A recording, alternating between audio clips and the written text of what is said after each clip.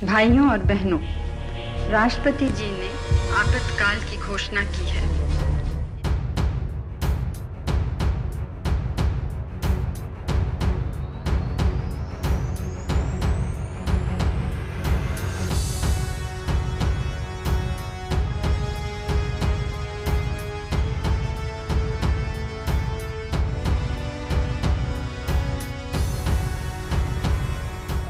इंदिरा सरकारेर इमार्जेंसिर सिद्धांत निये तर्क बितर्क आलोचना समालोचना पक्षे विपक्षे जुक्ति चलछेई। इमार्जेंसिर पिरियड एवं घोषणा ता आजो शुधुमात्र देशीय राजनीतिते नय, विश्वेर राजनीतितेও समान प्रासंगिक।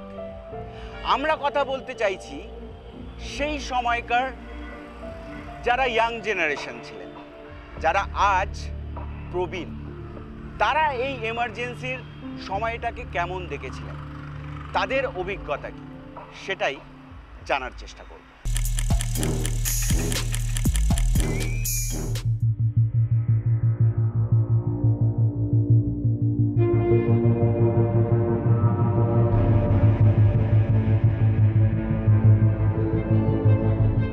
আমি সচক্ষে দেখেছি কিরম দিন ইমার্জেন্সি হলো।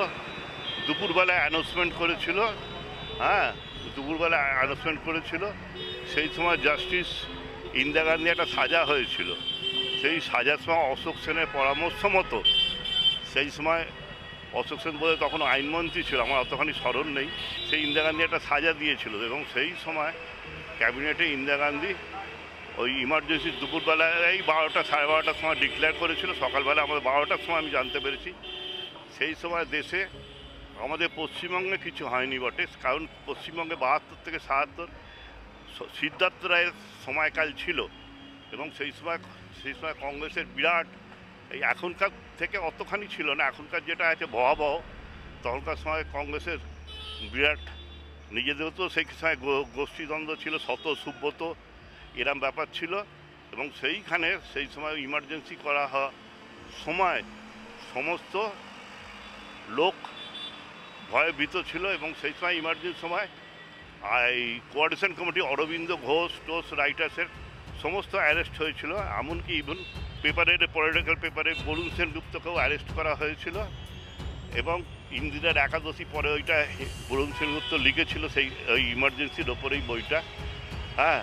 এবং সমস্ত মানুষকে, বুদ্ধিজীবী সমস্ত মানুষ স্তব্ধ হয়ে গেছিলো, কাউকে কোনো বলার ক্ষমতা ছিল না, কোনো পেপারেরও কোনো স্বাধীনতা ছিল না।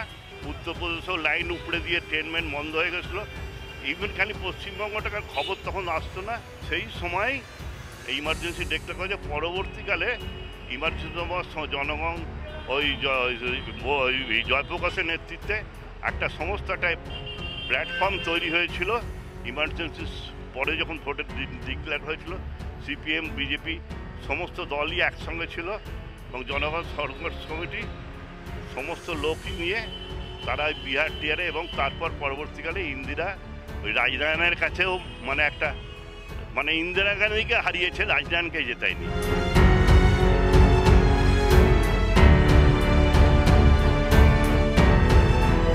অ্যাকচুয়ালি আমরা একটা বেসরকারি ফার্মে কাজ করতাম, সেখানে আমাদের ওই ধরনের কোনো অভিজ্ঞতা মানে আমাদের ফেস করতে হয়নি, যা নাকি ওরা ইমপ্লিমেন্ট করবার চেষ্টা করেছিল।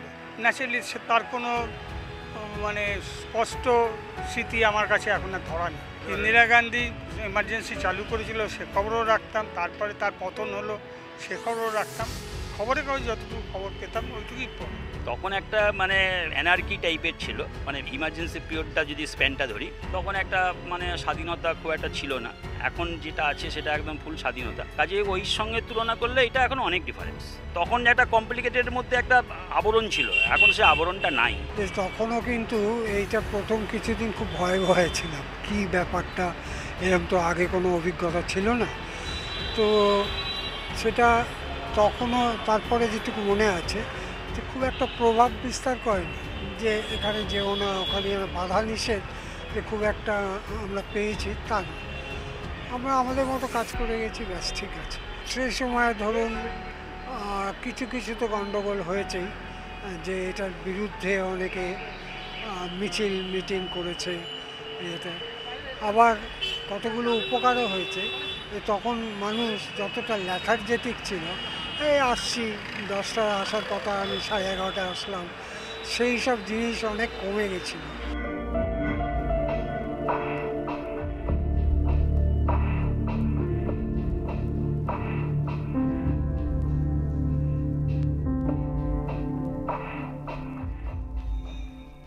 তখন চাকরি জীবনে সমালোচক মতো, এই তুমি আমার এক্ষুনি ভাত দাও, নাহলে আমার চাকরিটা চলে যাবে, আমাকে গেলে চাকরি এক্ষুনি শেষ হয়ে যাবে বলে লোকে ঠিক ভাত খেত কি না খেত এমতো অবস্থায় দৌড়তো, আমার চাকরি চলে যাবে।